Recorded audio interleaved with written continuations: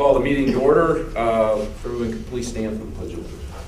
I pledge allegiance to the flag of the United States of America and to the republic for which it stands, one nation, under God, indivisible, with liberty and justice for all. God bless America. Yes.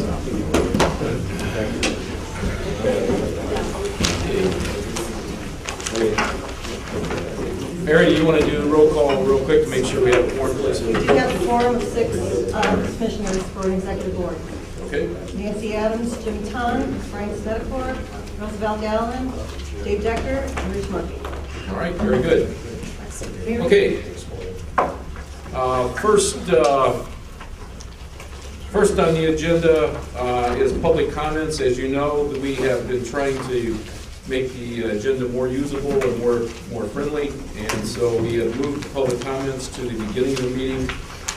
And we have 3 that have signed up to speak today. The first speaker is Renee Jackson from Gary. Agenda item listed is multiple items within the agenda. So at this point, Renee, please feel free to come to the microphone. We need to adjust that for you. Most We can have somebody likely. adjust I'm a that. shorty. Okay. It's not very tight, so it's good. You need to pull it through. You know, why don't I just do this? That works. That works for me. Good morning. Good morning. Renee Jackson, everybody counts. First off, I'd like to mention that I hope everyone would take note that and make some mention that he's not here this morning, but Mr. Darrell Lampkins is leaving. So I would hope that you guys give some acknowledgement to that. Also, I'd like to comment on the public participation plan. Our agency has provided the Transportation Policy Committee detailed information as to the steps that should be taken according to the federal regulations, and also as well as recommendations by the Ad Hoc Committee. And we've yet to see any movement. The ball's in your court, but we yet to see any movement. My next comment, I guess, would be back to the Ad Hoc Committee. They had said when we first met with them that they didn't know anything about the lawsuit, and there has been extensive movement on our lawyer's behalf and your lawyer's behalf, but I've yet to see it in any documentation on any of the programs, or that any committee has met to talk about any aspects of the lawsuit. Those are my comments. Thank you, Renee. Appreciate that. Next is Teresa Torres of Maryville. Her agenda item is also multiple. Okay, now I don't know how to raise it up. No problem. You know what? Yeah, I don't there know. you How's go. that? There you go. Okay. With respect to that lawsuit that Ms. Jackson mentioned, we're disappointed, continue to be disappointed that NERC seems to content to continue to waste valuable dollars and resources to defend its non-compliance with the consent decree instead of trying to move forward and do what's right for the citizens of Northwest Indiana. Our position is set forth in our filings, which you should have received since your attorney reported they were written with your oversight. I can provide copies if you're interested. In fact, as a courtesy, I provided a copy to Mayor Snedeker this morning of each of those filings. As when he said, the ad hoc committee members said, gee, we should have known about this. And from that point on, you still haven't been informed. And we think that's unfortunate. There's been correspondence back and forth between my agency, Steve Strains, the Transportation Policy Committee, and a number of people for the last several months. We've posed 2 very simple questions. We've not received an answer. The questions were very simple. Who made the decision on how to allocate funds in 2013 that were, quote, earned, public mass transit funds earned by the RBA? We've asked that question. We haven't gotten an answer. What I got last week was a piece of paper that Steve Strain said Mr. Warner sent, but he said Mr. Warner didn't write it, and he wouldn't tell me who authored it. So essentially, we were told to go to the Transportation Policy Committee. 2 months after we went to them, they said, you need to take that to the Personnel and Finance Committee. So I assumed that one of those parties had written the letter, the document we got.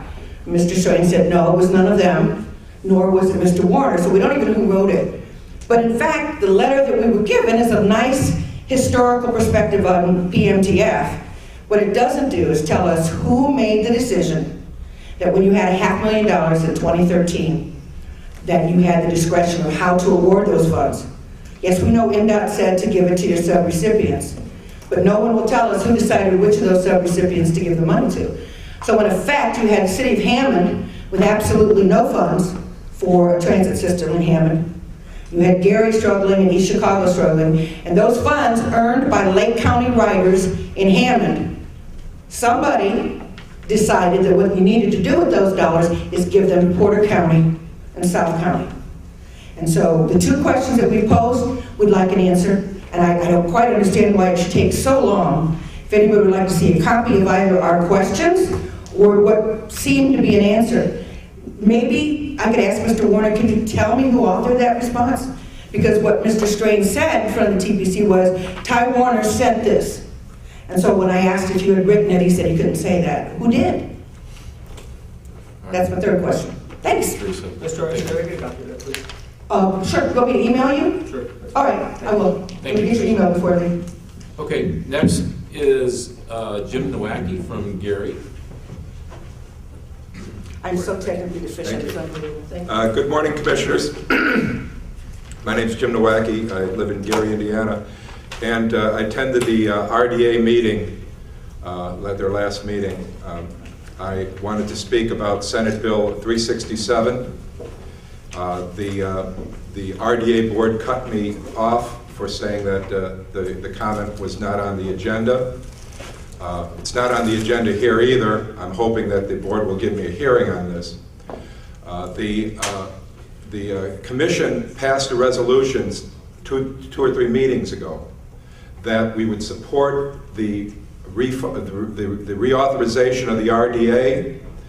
There were some stipulations made by a commissioner from Hammond that provided that the formula was kept the same, meaning cities and counties each contributing $3.5 million, the state contributing $10 million. Many of us were surprised to find that the Senate Bill 367 authorized that money taken from tax credit for homeowners over $18,000, it's going to be about $4 million altogether, that's generated from the casino boats in Lake County, are going to be transferred to the RDA ostensibly to support the expansion of the South Shore,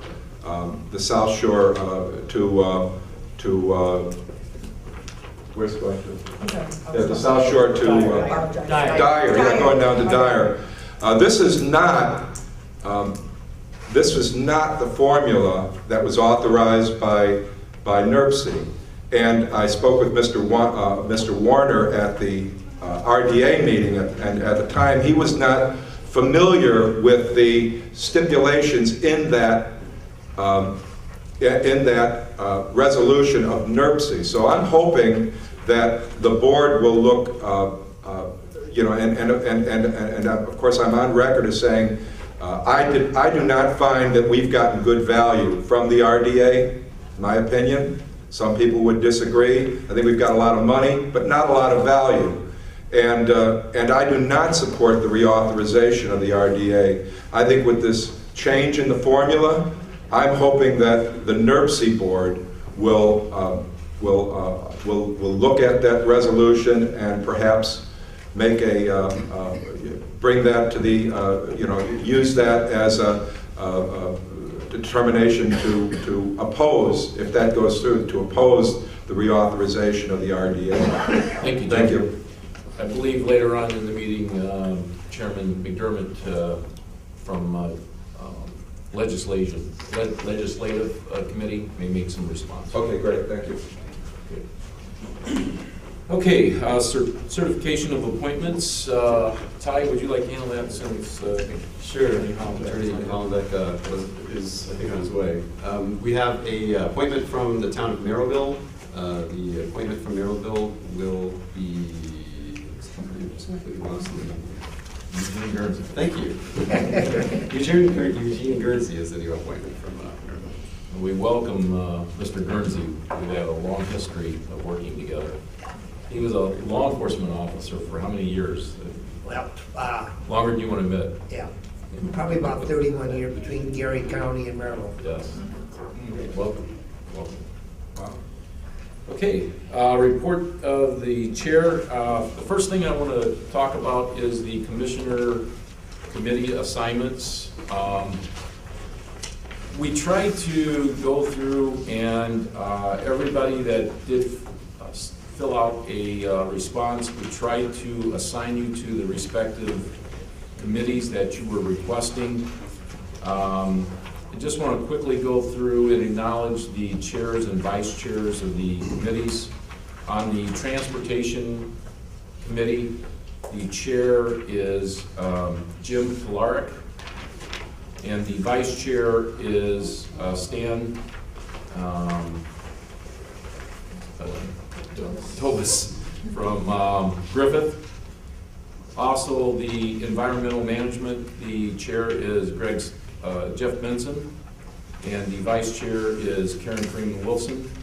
The Finance and Personnel chairman is Jim Tunn, and the vice chair is Jeff Decker.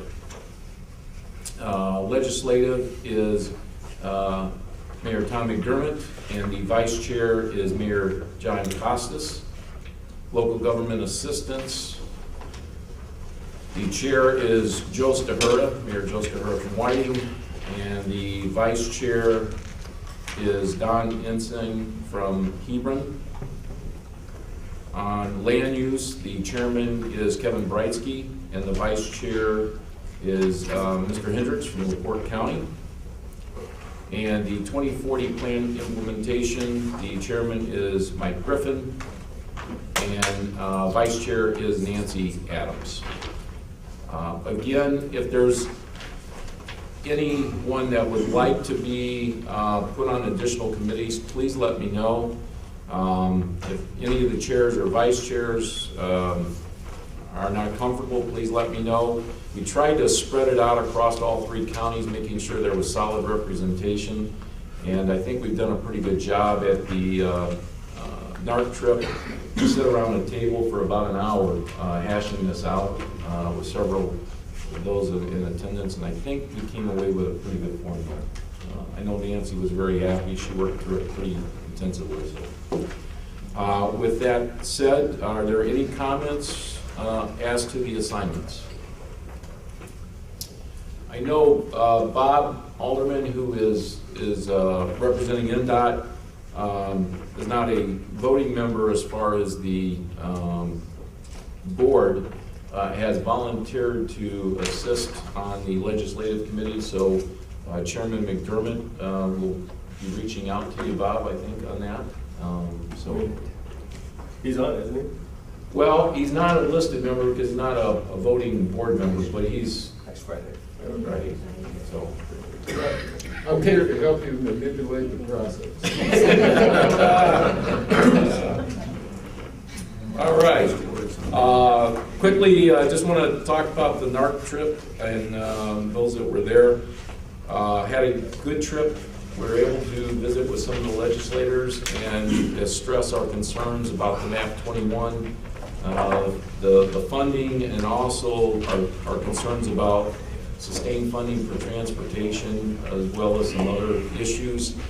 I want to give Ty a big round of appreciation. He put together this book that we were able to present to all the legislators, and it really was able to define the concerns that we had, and also a little bit about NERC.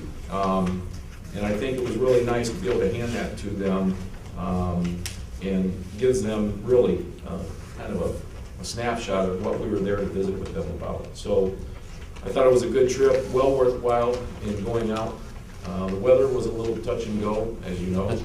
But with that, Mayor Milo, do you want to make any comments, or Ty or Nancy? I thought it went really well, and it allowed us to sit down and hash some things out, which really made a big difference with the chairs. And it was nice talking to all the senators and representatives. And Jeff Benson also.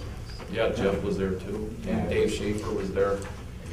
I will say Congressman Visklosky actually took the time to sit down, brought his staff also in, Mark Lopez was there, took the time to actually, you know, anything that we wanted to discuss, took the time to discuss with us. Senator Colts was on the way to the floor to make a vote, so he briefly was able to talk to us, and then his staff continued on the dialogue. We were able to visit with Walorski's staff, and so actually it was a good day. Some of the staff was able to visit with Donnelly and staff, so it actually went well. Can I Yes. say that Senator Donnelly met with us for quite a while and introduced Mayor Milo to a 4-star general, and we gave her a hat. But just saying. No, nobody else but her. I didn't get a hat. No, the thing that I really wanted to say, not that, was that that it was the first time in 5 years that any of them were optimistic at all. It's for the last 4 years prior, it's been worse and worse and worse each year. And this is the first time that there was optimism in their voices and what they said. Was very positive, wasn't he? And so was Senator Donnelly. And they had just passed the budget, and while we were there, they were voting on a debt ceiling, and they were getting some things done, and so that was very encouraging. I'd like to just meld that. Sure. Yeah. And I'll just meld my executive director report in with the NARC update, because that's what I'll just talk about briefly. As Mayor Snyder said, we had a packet that we gave them, and that packet included basically retooling and reiterating the MAT 21 concerns that the commission had previously approved, making sure that that's well funded and addressing the Highway Trust Fund, which without further action is due to expire or basically deplete by next year. So in a nutshell, I think it's fair to summarize that the universal response was that everybody acknowledges and knows that's a problem, but nobody's coalesced around a solution to it yet. A lot of things have been proposed, from indexing gas revenues to vehicle miles traveled, all sorts of solutions to try to replace the Highway Trust Fund, but nobody's settled on there'll be a lot of discussion about that issue. So we expressed our concern with that on MAP 21. We included some other papers from the Indiana Association of Regional Councils, some transportation positions that they have adopted, so those were communicated, which are consistent with NERC's thoughts. We also included the resolution that this commission passed in support of commuter rail expansion, and particularly the West Lake Corridor, so we included that, so at least those on the national level knew where this region is wanting to see an investment to happen.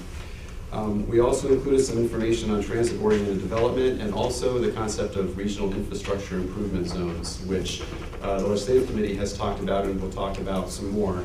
But this is, just as a quick summation, is an innovative solution championed by our counterparts in the Cincinnati area, Ohio, Kentucky, and Indiana, to put forward a change in the tax code which would allow private dollars to be invested as part of a local share for public infrastructure improvement. So it opens up a new source of revenue and provides a tax write-off for private entities. So that's basically what we went with in what we discussed with the representatives, among other things. It was just good to connect, and as Mayor Snyder said, I think it was a very good trip. Thank Mary for scheduling the appointments, and we were able to get everything in one day, which helped, without having to miss any of the NARC conference itself that was going on. And also the year in review and some other NERC information. The one thing that everybody should know about is that the NARC, the National Association of Regional Councils, is changing their executive director. And I got a notice today that since I'm on the board, tomorrow I will get my ballot via email to vote for Fred Buzelman's replacement. So it was reminiscent of things that had gone on here a year and a half ago, and we had a board meeting where they said we're going to vote on somebody, but we're not going to tell you who it is, and we'll get to that later. So it was very interesting. I'll let you know what happens, but it seems to be a woman. So seems good. I got to clean them too. Read that about 3 different ways.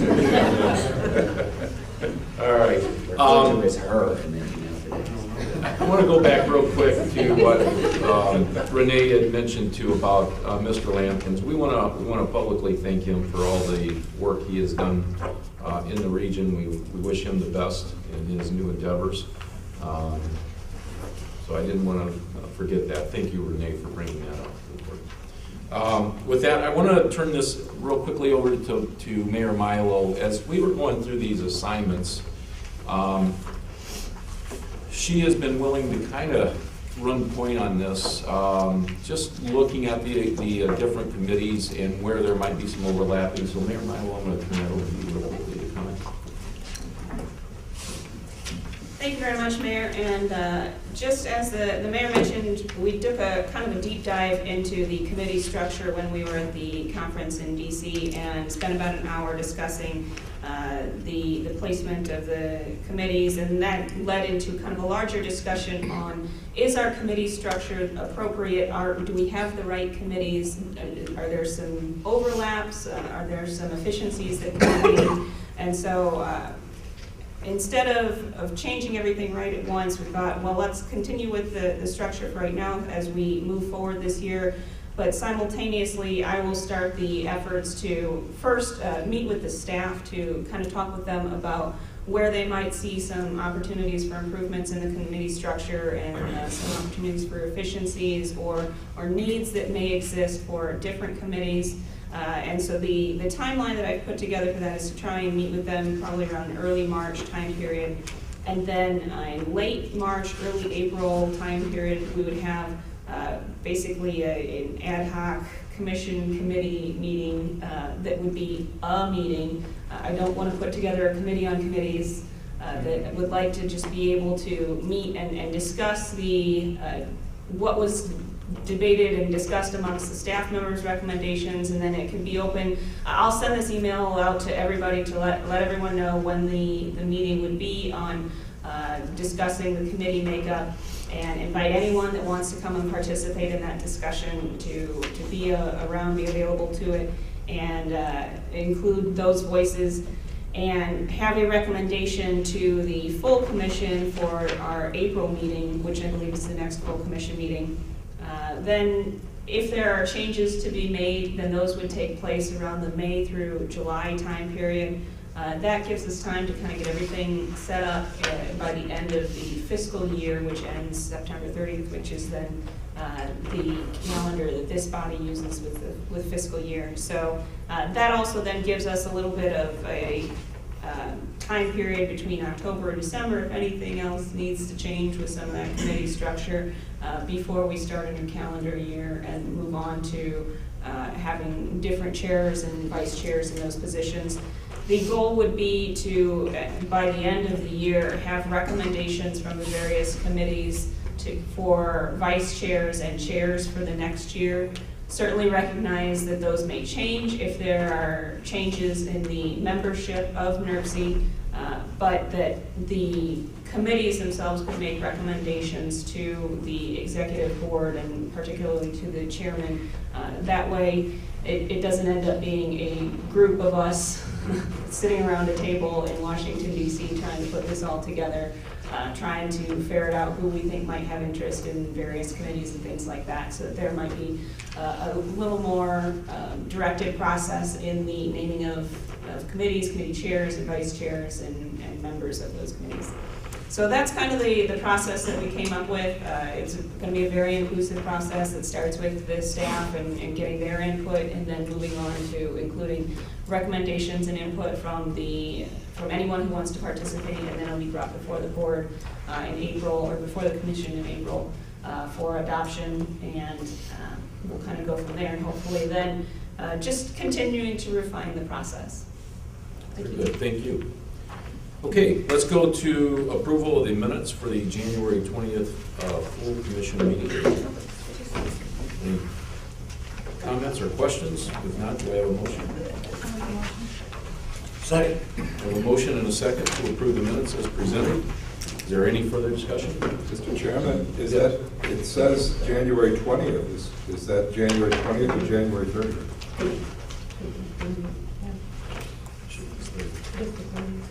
Oh, yeah, that's right. Thank you, Jim, for catching that. That's on the agenda, the minutes are correct. The minutes are correct, but there's it's listed as January 20th, but it should be the 30th. So with that correction, I do have a motion and a second as stands. Okay, if there is no further discussion, all in favor? Aye. Aye. Any opposed? Motion carries. Okay, let's go to Finance and Personnel Committee. Jim Tunn, are you prepared? The F&P committee met this morning at 8 o'clock and proceeded through its agenda. You'll find the information as listed on the agenda for this meeting of what was on our schedule for this morning. We do have one action item that we're asking for the executive board to approve. That is the addition of a addendum actually to the software license and service agreement with Route Match Software Incorporated. That is the inclusion of a demand response module, and that demand response module will notify, will be used by the providers to notify the riders of different changes in services. So that is an 80% FTA, 20% operators.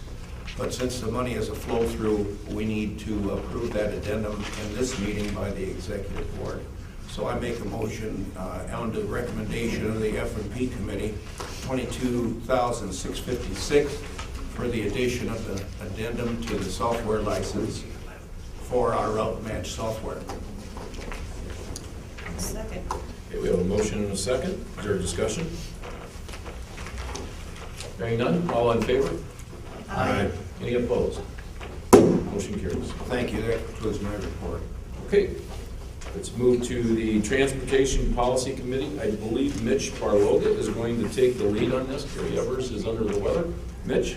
Thank you, Mayor, and apologize. We have Mr. Kolarek and Mr. Jovitz also absent today, so let me move ahead here with the report. The committee met on February 11th. There are 3 actions for consideration this morning. First of all, the committee did give presentations to the town of Munster about their upcoming 45th Avenue realignment project and from NERC staff regarding the air conformity modeling process and an update on the Intelligent Transportation System Network. For more information about these topics, you're more than welcome to talk to me. Now, the first action before the commission is Resolution 14-05, which is found on page 13, the 9th Amendment to the fiscal year 2014-17 Transportation Improvement Program for INDOT projects. Filling in for Gary Evers this morning with Belinda Petrosky, who will describe this action, and the Transportation Policy Committee does recommend this action on Resolution 1405. Belinda. Thank you, Mitch. In your packets is a list of projects that are included with each of the 3 resolutions. The First Amendment, number 9, these are all INDOT projects. 3 of them are preventive maintenance, and 1 of them is resurfacing the parking lot at Kankakee Fish and Wildlife. Mr. Chair, it's your pleasure to hear each one separately or in vote or to... Yes, let's go ahead and approve each individually. So with that, is there an action requested by the board in regards to amendment number 9? Move the adoption of number 9. Second. Second. I have a motion and a second. There's no discussion. All in favor? Aye. Any opposed? Motion carries. The second action for adoption is Resolution 14-06. This is on page 16 of your agenda packet. This is the 12th amendment to the fiscal year 2014-17 Transportation Improvement Program. And once again, Belinda Petrosky will describe this action. Again, the list appears in your agenda, and there's basically 2 parts to this one. One part adds new local projects, project phases. and they are all described therein. And then the other part deletes some projects or project phases. There are a variety of these projects, and they're all over the region, including in LaPorte County. So. And a copy of that is contained in your agenda. Is there an action to be taken on amendment number 12 by this board? Motion to approve. Been a motion and a second to approve amendment 12 as presented. There's no further discussion. All in favor? Aye. Any opposed? Motion carries. Thank you. Final action for adoption this morning is Resolution 14-07, which is found on page 20. It is the 8th Amendment to the fiscal year 2014-17 Transportation Improvement Program for transit projects. Only as a preface to Belinda's discussion of this, there is a public comment report that has been made available to the commissioners regarding this matter. It is the proposal to amend bikes on the train study into our TIP, and with that, Belinda will take it from here. Thank you, Mitch.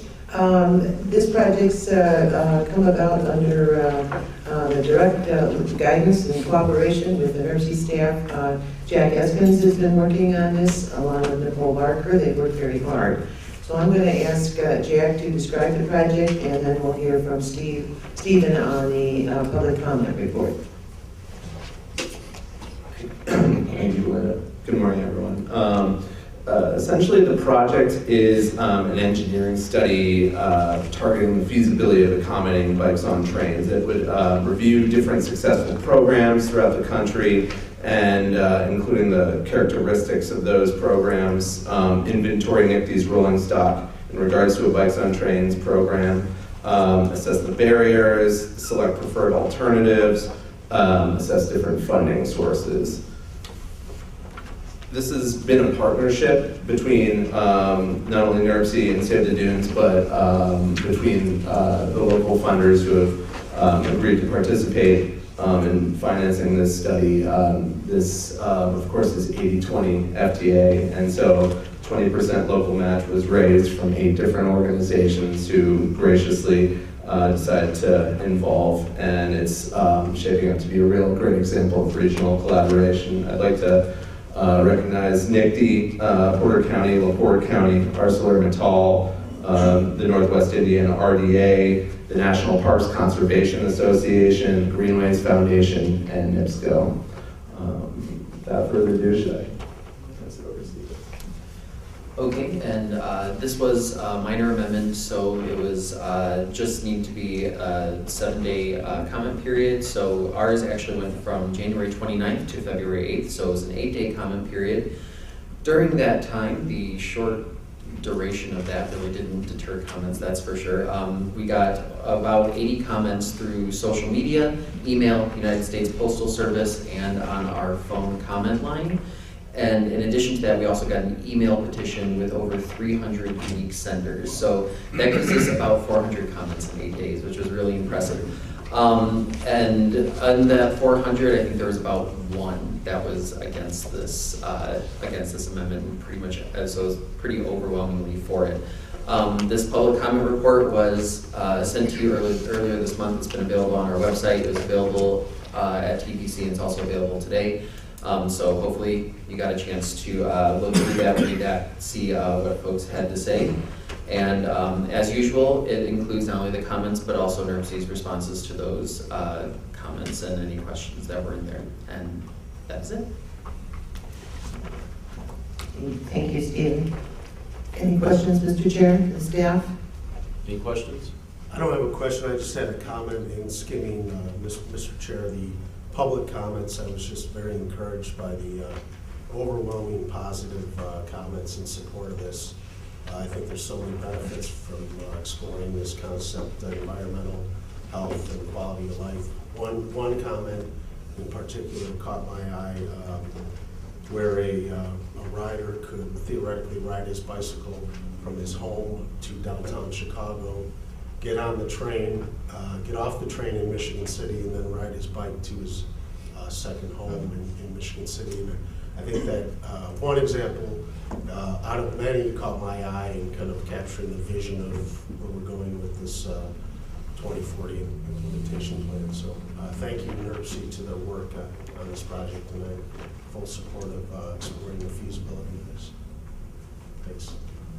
Is that leading into a motion to approve? Yes, motion to approve. Second. There's a motion and approve Amendment 8 as presented. Is there have a second? There's no further discussion. All in favor? Aye. Any opposed? Motion carries. Thank you. Staff. Mr. Chairman, the next meeting of the Transportation Policy Committee is scheduled for 9 a.m. on Tuesday, March 11th, and this concludes my report. Okay. All right. Next, we have the introduction. Steve. Okay, Steve, the introduction. Members of the board, we have with us today from Indianapolis, Addison Pollock. Same last name as that famous abstract painter, Jackson Pollock, but he denies any relationship to that strange uncle of his.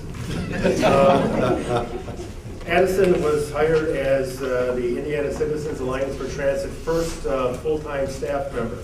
So he's here to tell us a little bit about the organization and also listen to some of the issues with regard to public transportation, some of the staff after. So we're glad he's come to us from Indianapolis. Addison Pollock. Hi, I'm Addison, and I'm the new Indiana Citizens Alliance for Transit coordinator. The Indiana Citizens Alliance for Transit is an initiative of Health by Design, which is an Indianapolis-based coalition of diverse partners that focuses on ensuring that communities have the infrastructure available to enforce or promote healthy lifestyles and active living. So the Indiana Citizens Alliance is one of 5 initiatives of Health by Design, and the others would be Complete Streets, and Policy Advocacy Work Group, our Safe Routes to School, and our Pedestrian Work Group. So I'm with ICAT, and it's a statewide organization that educates on the benefits of transit and advocates for the immediate development and ongoing support of transit options. So the bottom line is we advocate for more transit options, more funding, and more stable funding. Some of the current projects we're working on we're following the Central Indiana Transit Bill in the State House. We're working on some mobility and livability workshops throughout the state, which affect older adults and people with disabilities. And we're also updating our communications plan. We've generally been perceived as a Central Indiana organization, but we are a statewide organization. And one of the reasons I'm here today is because I'm trying to reach out to all of our partners throughout the state. So if there's any way that we can help you in the future, anything related to transit and help promote your initiatives, we'd really appreciate it. So thank you for your time. Thank you. Okay, next is NDOT. Mr. Alderman. Good morning. Just as an FYI, as you leave here, on I-94 at the 24.5 mile marker. Yeah, don't go. There is overnight, there is a gigantic pothole that developed there. It's approximately 6 feet wide, and it's developed on a bridge joint. It's probably a combination of the freeze-thaw plus all the trucks. You know, all you have to do is get a small opening, and this is on a bridge joint. So obviously, it came apart rather quickly. We've got 2 lanes closed as we're working on this, and there is a great deal of traffic backing up, so you all know. We continue to go forward, filling potholes as quickly as we can. Klein Avenue will start up, the project on Klein Avenue will start up in the next 30 to 40 days, I believe. And hopefully we'll get that project done. We're trying to stay close, especially to the businesses up there, the casinos, ArcelorMittal, the other businesses that depend on Klein Avenue for the folks to be able to get in and out to work, and for the casinos, which generate a lot of income for the region. For them to be able to operate successfully while we go forward with the project. We all know that the weather has had a great impact not only on the NDOT, but all of the local communities too. As I drive about, it's not an isolated circumstance, isolated only to us. And we go forward trying to repair these things. I would, just as an observation, I was looking at budget yesterday, and in 2 pay periods, two-week pay periods, I spent over $1 million on overtime, not even considering salt and all those other issues. So we continue to go forward, but it's extremely difficult, and obviously it's been extremely expensive. Blair, I noticed on Indiana Avenue today that just horrible.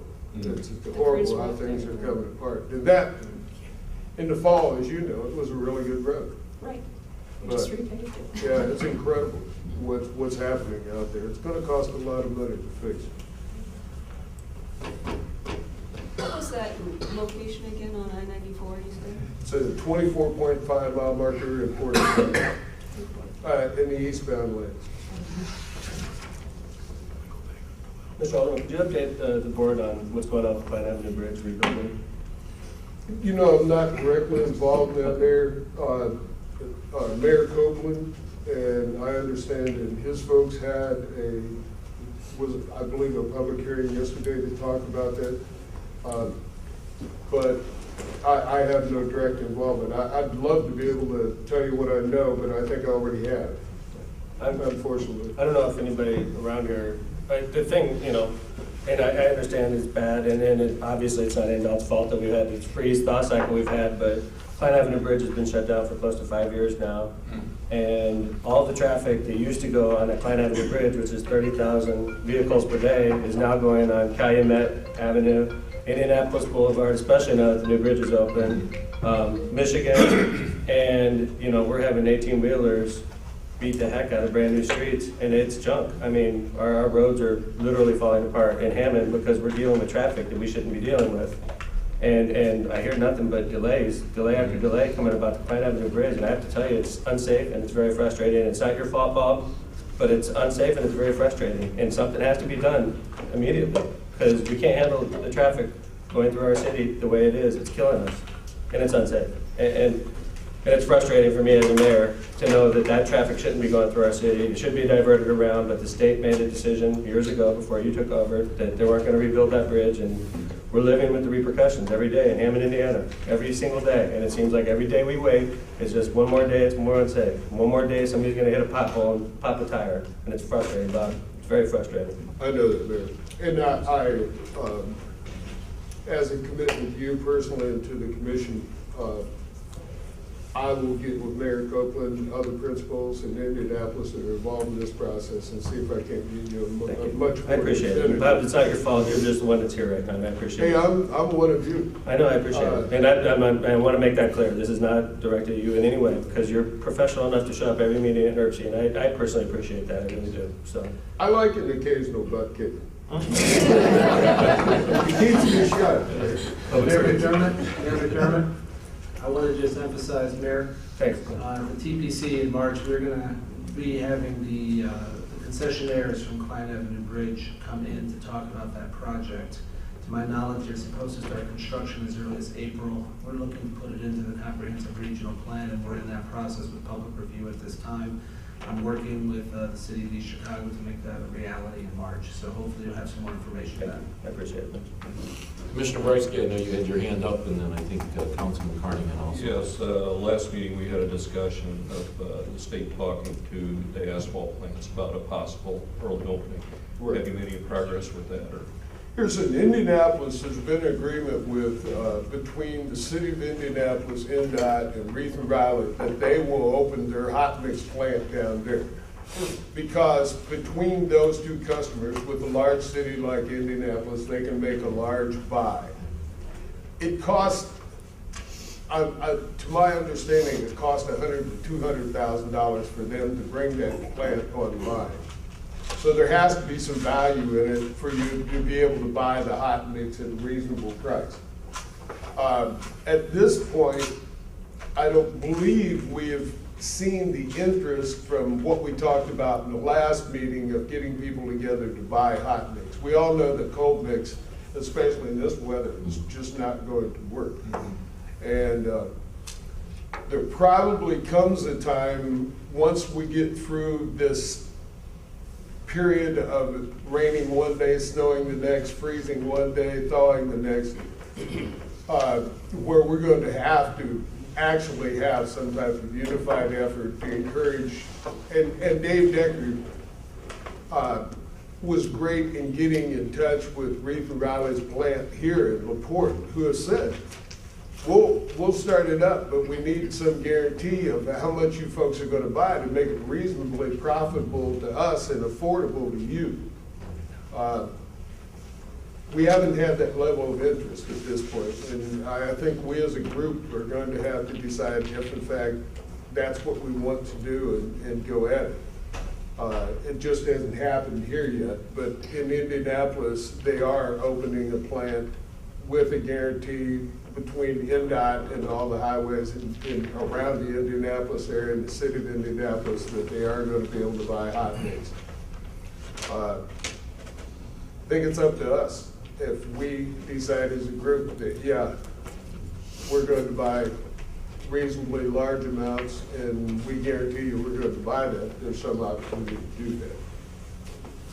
If I could, I think, oh, I'm sorry, Mr.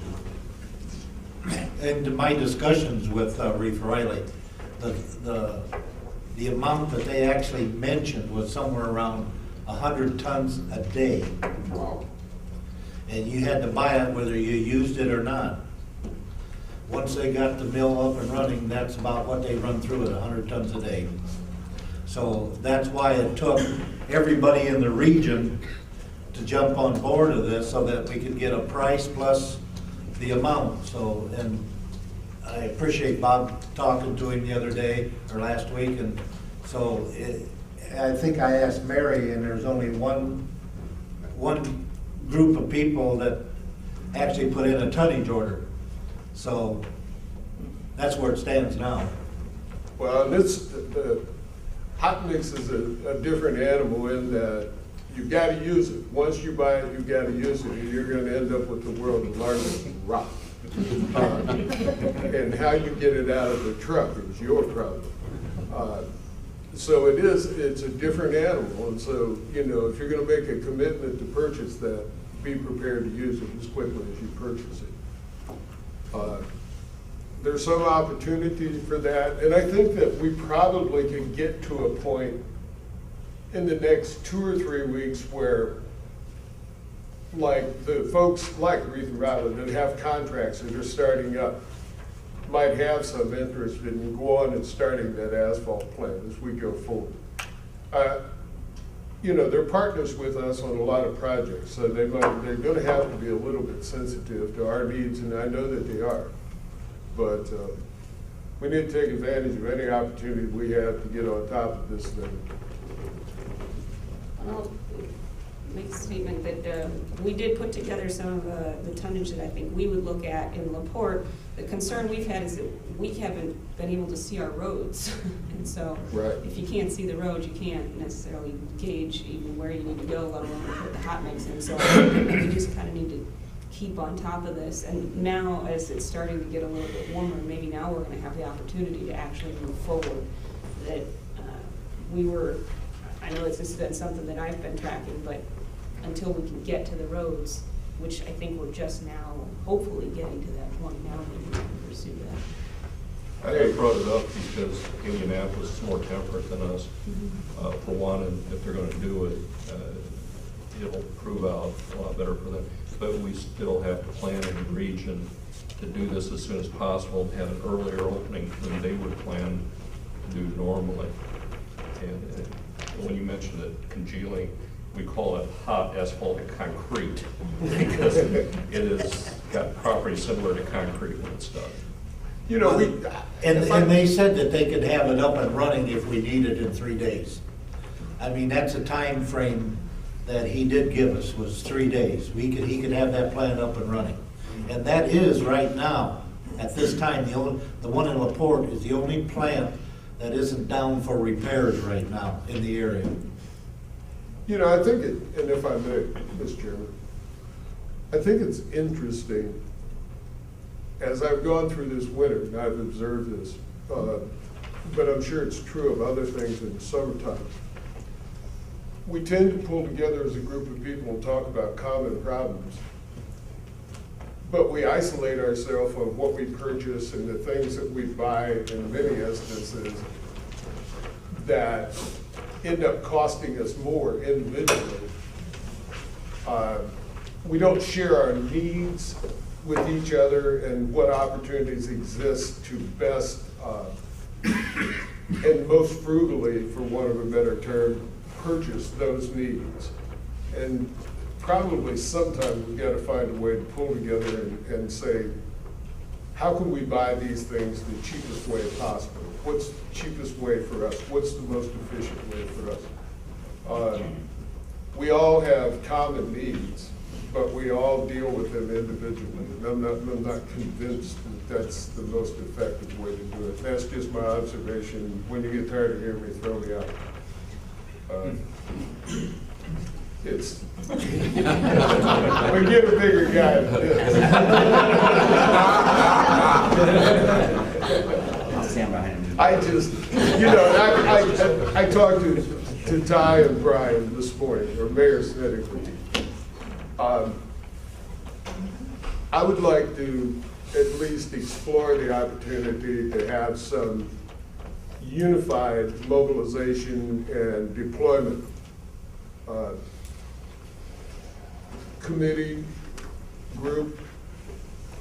We all know that sooner or later there's going to be some disaster that's going to take place.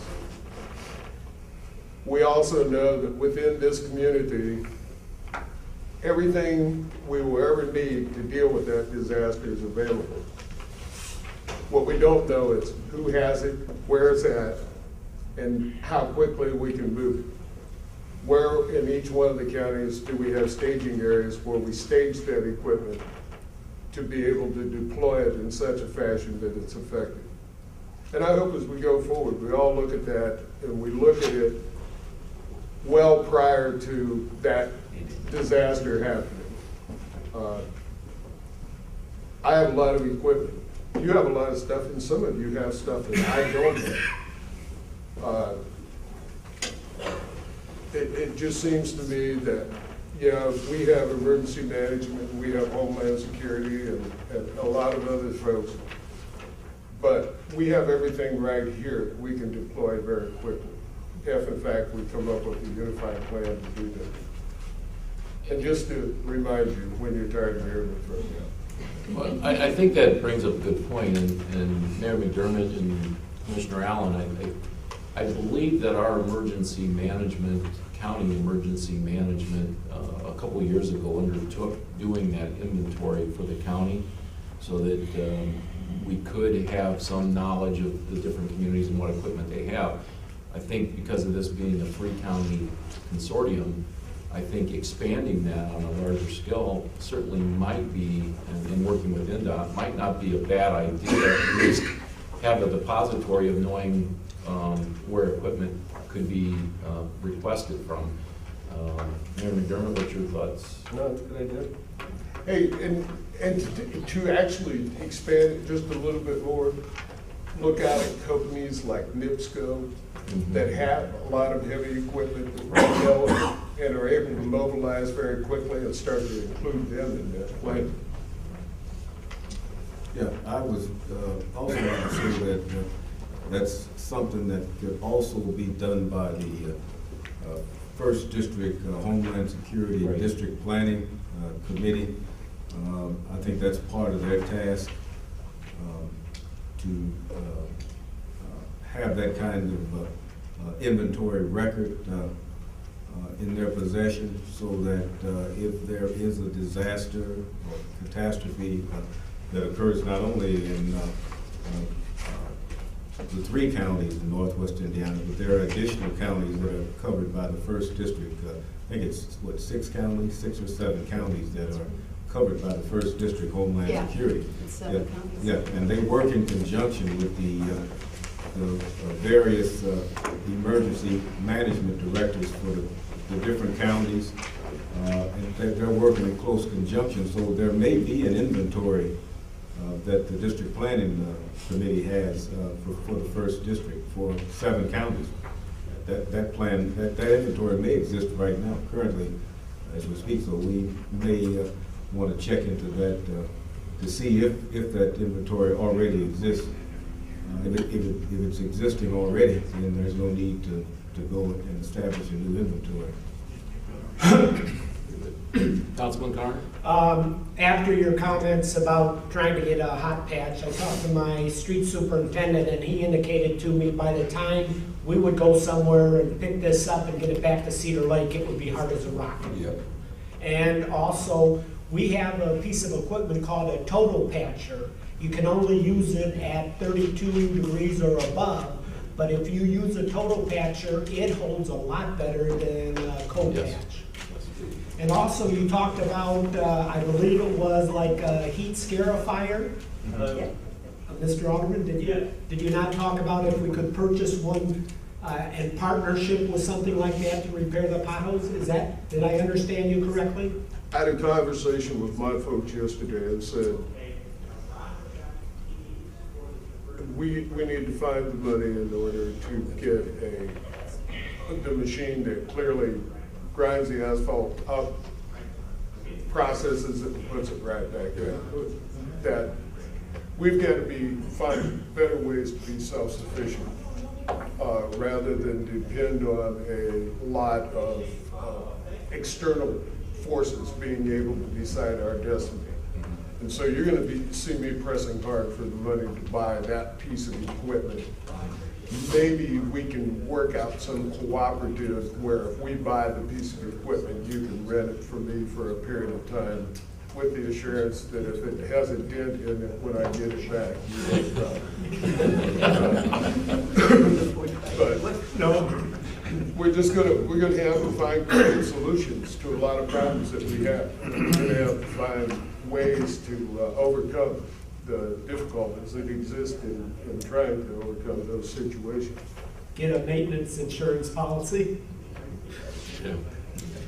All right, we'll keep moving along. Let's move on to the Northwest Indiana Economic Development District. Vice President Vidal. Mr. Chair, the SEDS Committee, which is the Comprehensive Economic Development Strategy Committee, met on February 6th at 9:30 a.m. To discuss strategies to meet the criteria, or should I add the changing criteria of the Economic Development Administration.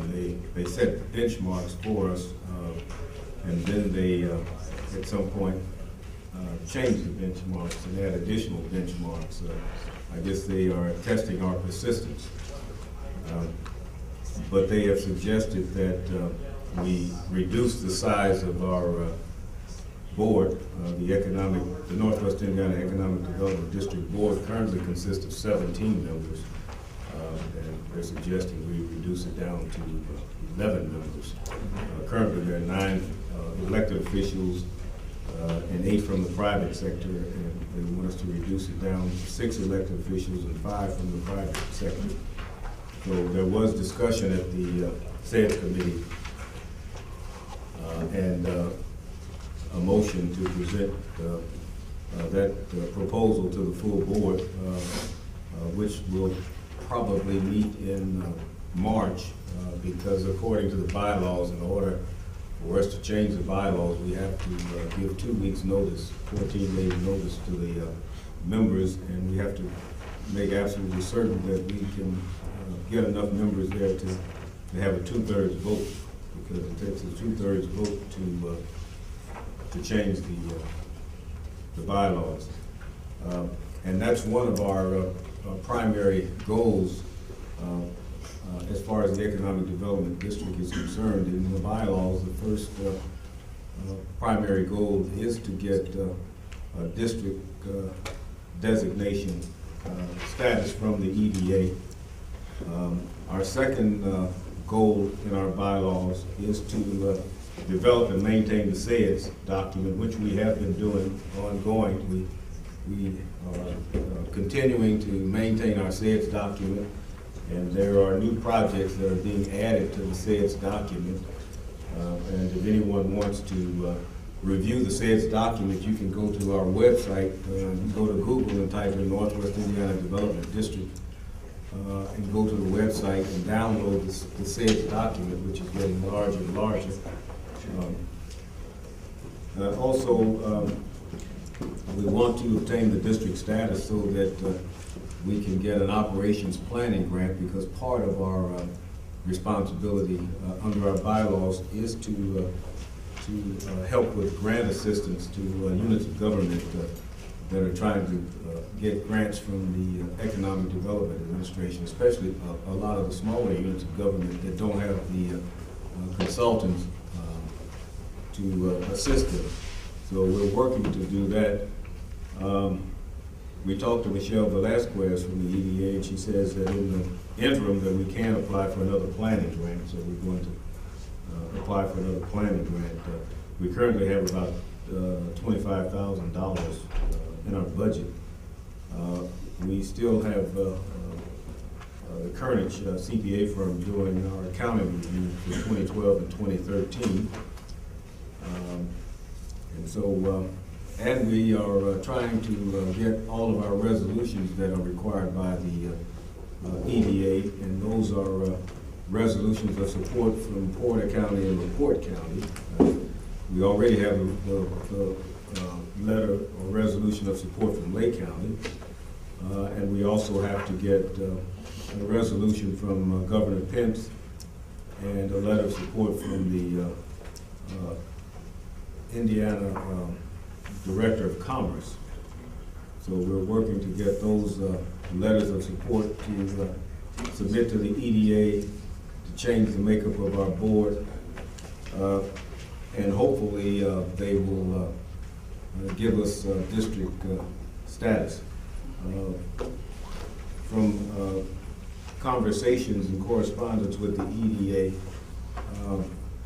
it appears that they will give us district status in time. My question has always been when. And they say that everything is looking good for us, that we have complied with all of the requirements and criteria and prerequisites that they have presented to us, and we're just wondering why they keep it changing. You know, I think some of it has to do with the sequestration with Congress and the budget of the EDA, but I am I'm quite certain that we should be getting a district status in the near future, because they're running out of criteria. There's not very much more that they can throw in there. So I think that we're going to get our designation. Hopefully we'll get it this year, sometime this year. Mr. Chair, that concludes my report for the Northwest Indiana Economic Development District. Thank you, sir. At this time, Legislative Chair McDermott, do you have any comments you want to bring forward? Yeah, this goes back to public comment. Mr. Nowacki very, very ably and accurately stated about 367, Senate Bill 367. It's already passed through the Senate and it's pending in the House right now, which is scary because it's very undemocratic in my opinion. So since it concerns two resolutions that were passed by NERC, one resolution in support of the South Shore expansion, this is definitely related to that, and another resolution in support of the RDA. This is inconsistent with both of those resolutions in my opinion, and I think it's time for a legislative committee meeting. So I spoke with Mary this morning. We found time in the calendar for next Friday at 1 p.m. The topic of discussion, Senate Bill 367. And Mary, if you could have a copy of the Senate bill and also the two resolutions we passed, just so we can compare them, because what's coming out of Indianapolis is, in my opinion, vastly different than what we authored through the legislative committee and ultimately approved by the board. So I figure it's a perfect opportunity to get together and speak. So next Friday, February 28th, 1 p.m., legislative committee meeting, and all are invited to attend. Public is invited to attend as well. So, thank you. Okay, I've not been made aware of any other business. Is there other business? Hearing none, I will entertain an adjournment at this point. So moved. Second. Have a good day, everyone.